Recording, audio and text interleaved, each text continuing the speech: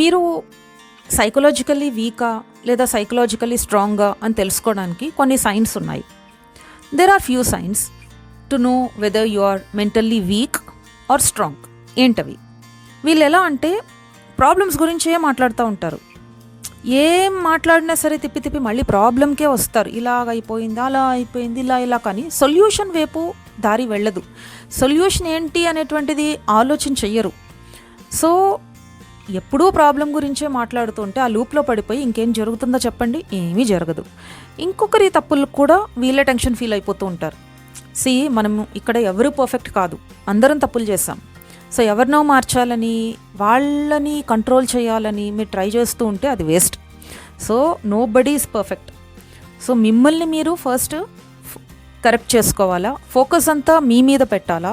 So ఇంకొకరి కోసం కాదు బ్రతికేది, మీకోసం బ్రతుకుతూ మీ ఫోకస్ ఏంటి, మీ స్ట్రెంగ్త్ ఏంటి, వీక్నెస్ ఏంటి. సో ఒక ఇన్సిడెంట్ జరిగినప్పుడు డిస్టర్బ్ అయ్యారు. ఆ డిస్టర్బ్ అయినప్పుడు ఎంతసేపట్లో మీరు బయటపడగలిగారు? సో డిస్టర్బ్ అయింది ప్రాబ్లం కాదు. సో రోజంతా డిస్టర్బ్డ్గా ఉన్నారా, లేదంటే ఒక half an hour 1 hour disturb అయ్యారు, దెన్ నార్మల్ అయిపోయారా? సో అనేటువంటిది మీరు క్వశ్చన్ చేసుకోవాలా. సో ఒక డిస్టర్బెన్స్ వచ్చినప్పుడు అది మీలో ఎంతసేపు ఉంటుంది?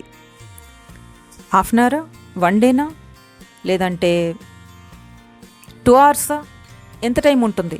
సో కామెంట్ సెక్షన్లో కామెంట్ చేయండి.